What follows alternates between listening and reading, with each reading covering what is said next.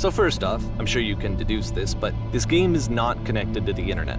All of the notes that you're gonna see have been written by Coda. This was actually the first game of his that I ever played. This was shortly after I met him at a weekend game jam in Sacramento, where I grew up. I saw him working on this very level, and it was just so different from anything that anyone else was doing. So right away I was like, I have to be friends with this person. In retrospect, I think I was probably a bit too pushy, trying to get his attention. I was over-enthusiastic. But he was very gracious about it and very patient with me. And I cooled off eventually. Oh, feel free to skip over any of these notes if they're not doing anything for you. Nothing extra is going to happen if you read all of them. Either way, to me they convey a sense of loneliness. I see this person who's filled with thoughts and feelings and beliefs and has no way to express them except as scattered and unheard voices in a game that wasn't meant to be played.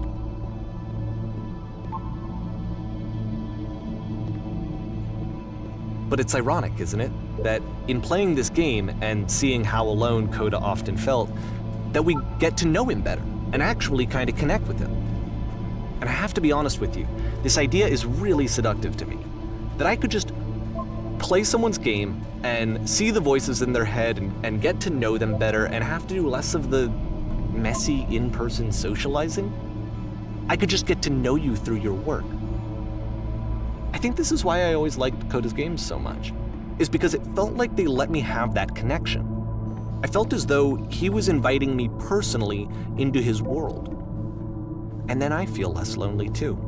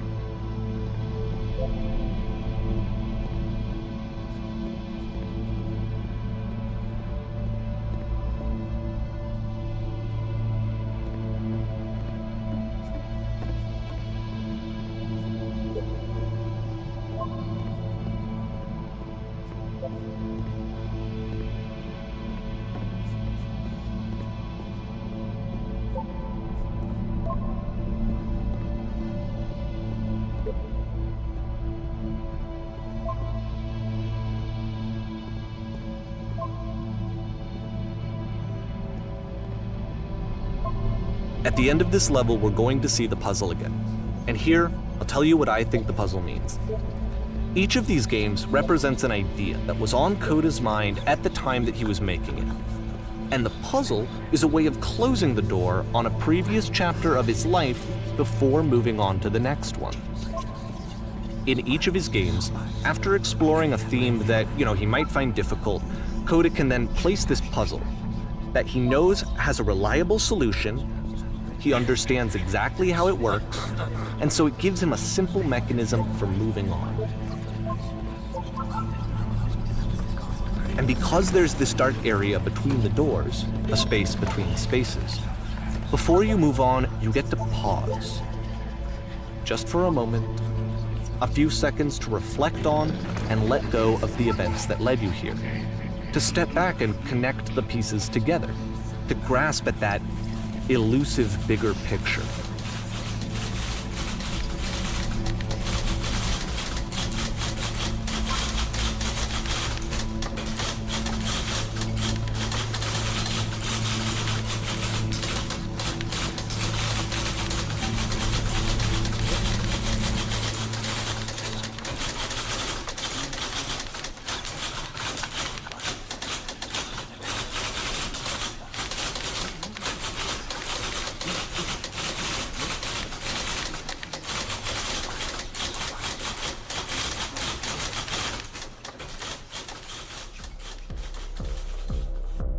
Okay, this one is tough. It's gonna kinda just spin its own wheels for a few minutes. Hang with it.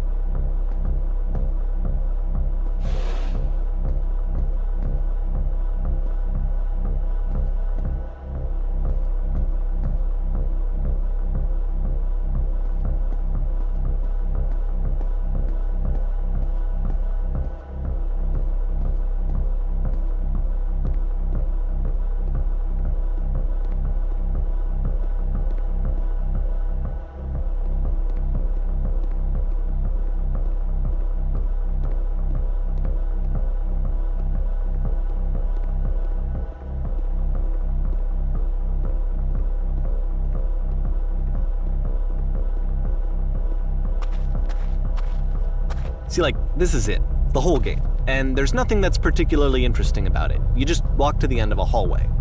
Except, for some reason, Coda gets really fixated on this prison that has all of this modern furniture. And I don't know why, but he decides he needs to revisit this prison. He's gonna start over, use the same assets, turn it into something else. Okay, cool, here's version 2.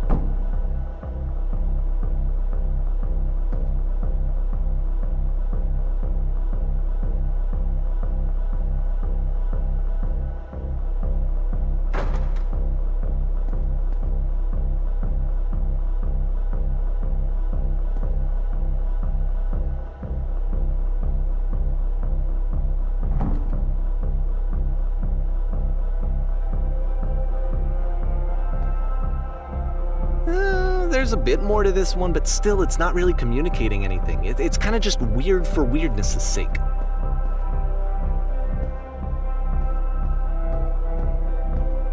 So okay, he throws it out and starts over. This time he comes at the prison idea from a different direction.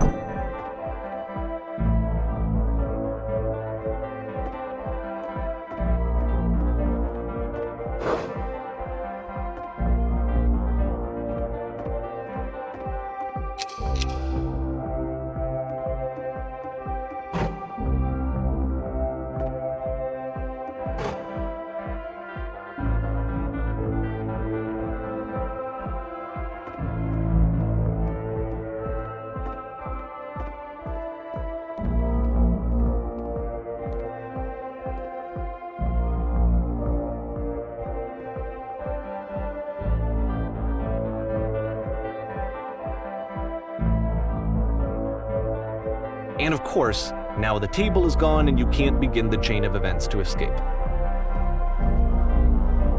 Here's a version where there are no bars, but you can't actually get to the well. And then a version where the inside of the prison is the outside and the outside is the inside.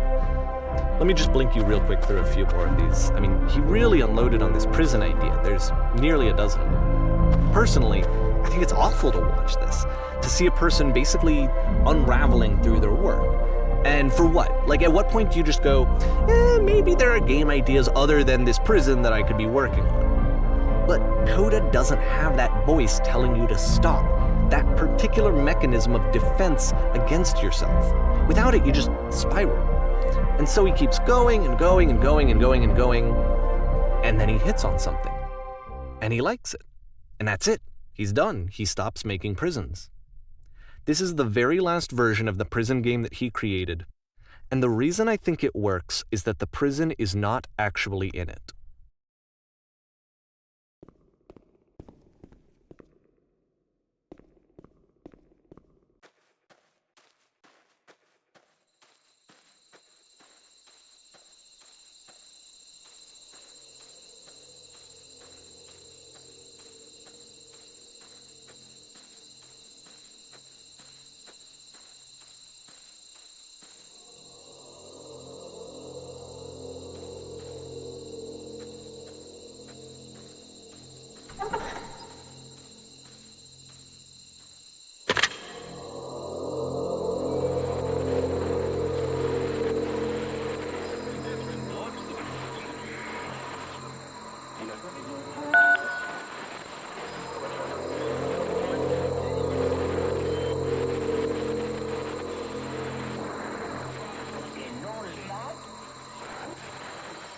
It's a conversation.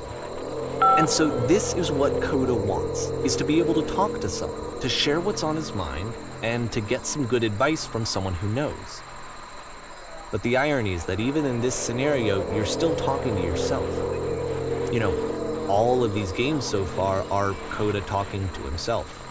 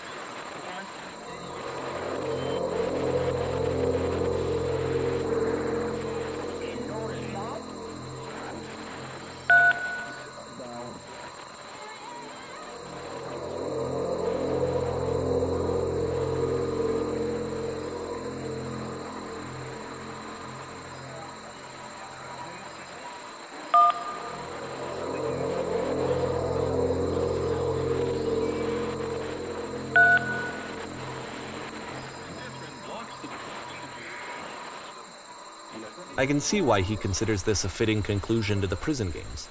After all of the obsession and frustration, just to be told by someone you can trust that things are going to be okay. Wouldn't that be nice?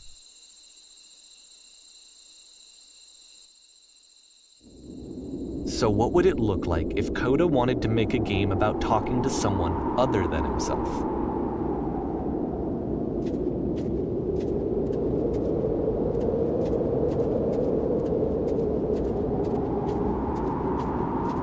To me, this environment is meant to represent Coda's puzzle, with the two doors on either side and a dark transitional space between.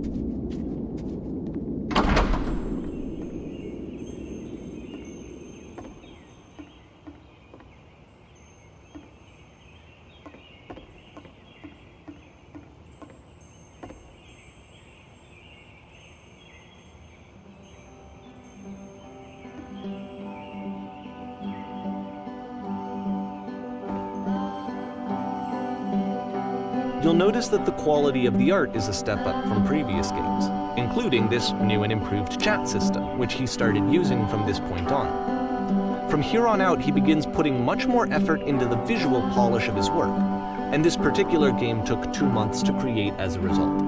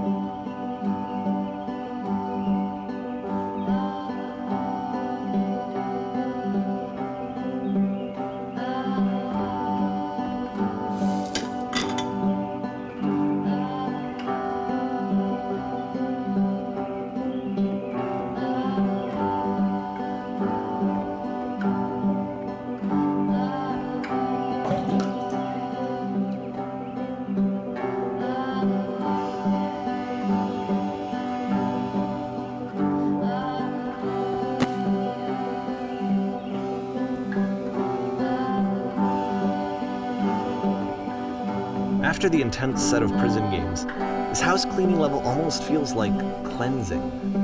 It's the moment after a particularly difficult or traumatic experience where you just need to let it sit and digest inside of you, and eventually cohere into something meaningful.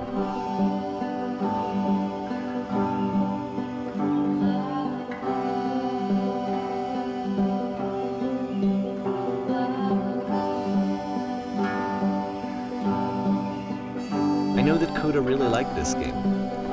Of all of his work, actually, this was the only one that he called me up to ask me to come over and look at it. This was during a period of a few months where he was like grossly happy all the time, just walked around with a constant smile on his face.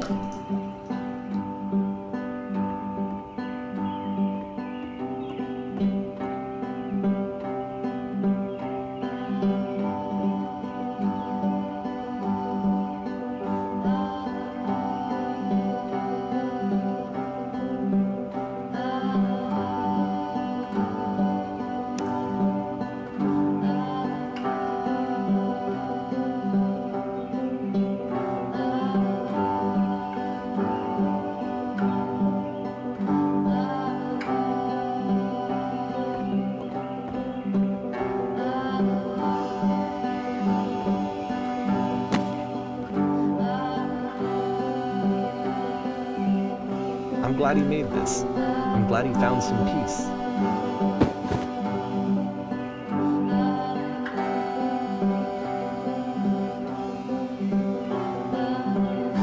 But, of course, it can't last. The music stops, your companion is gone, it's time to leave. The door at the top of the hill is now open as well.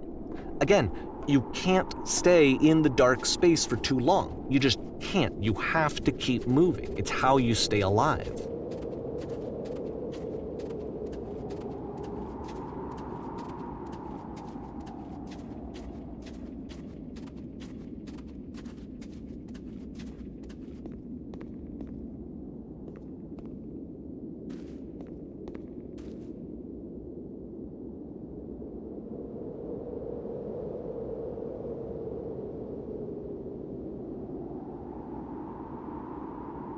Which is the whole point of the puzzle doors, right?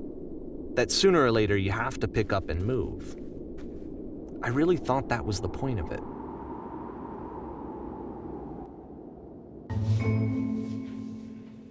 This one gets a bit goofy.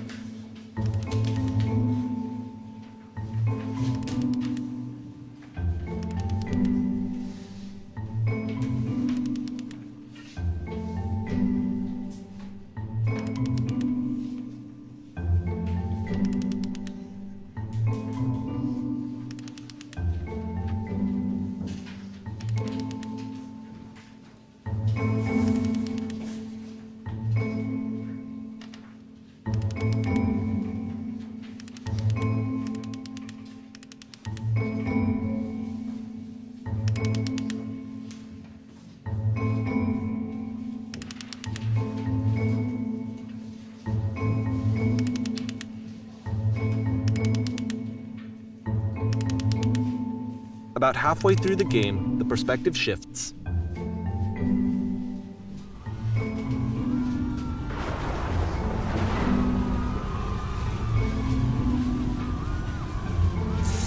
And you play as the teacher.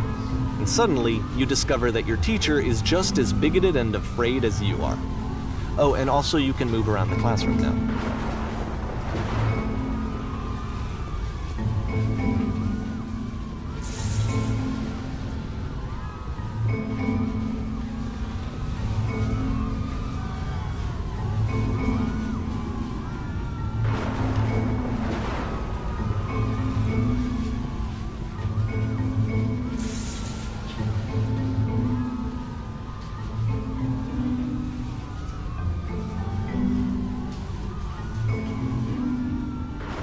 I fell pretty hard for this one. I feel like it's one of the most relatable experiences that you can have. To assume that some other person is perfect and totally fulfilled in every way, and completely miss all of the little flaws that make them painfully human. I think about this game a lot these days.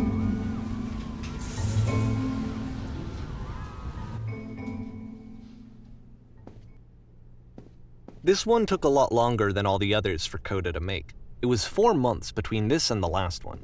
That's twice as long as it took him to make any other game before this, and it's not like it's particularly complex, so I remember I found that a little strange at the time.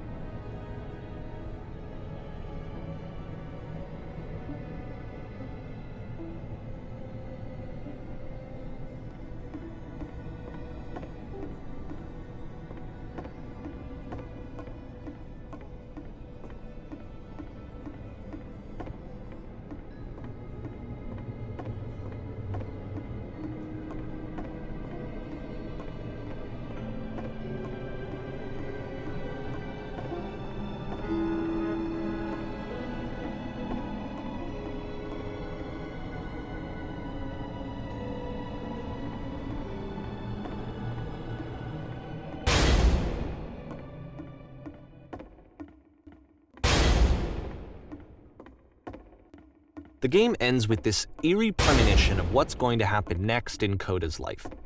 The solution to social anxiety, to fears of having to perform and having to chase success, the answer for Coda is to withdraw, to hide himself away. Which is what leads to scenarios like the stairs that slowed you down several games ago, where it just becomes harder and harder to access Coda's inner landscape because he keeps retreating. He just keeps backing away from possible connections to anyone other than himself. And to be honest, I didn't consider it very healthy when I first played this game. You know, it looked to me like he was trying to justify the idea of just disconnecting yourself from the world. And that wasn't what I wanted for him or for his games. Because I feel like a lot of his games are inviting me to connect with this person, to bring him closer. But what can you do? After this, Coda went off and took another 5 months to make a new game.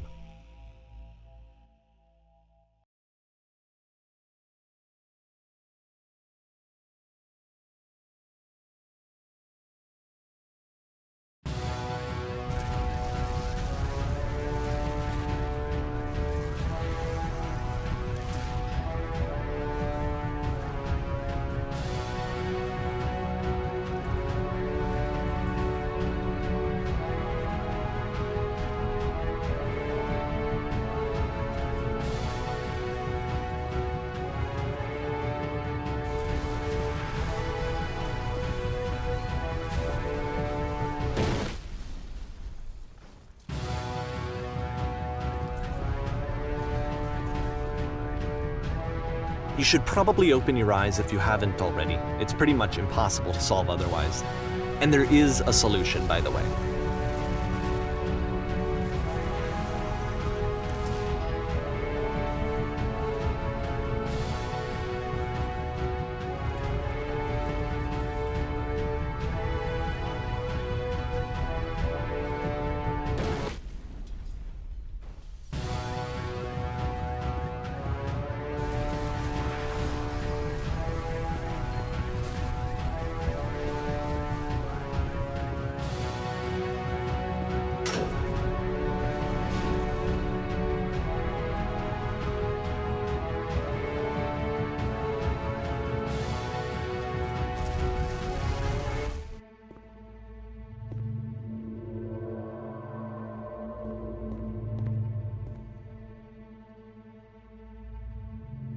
Like I said, I was getting concerned.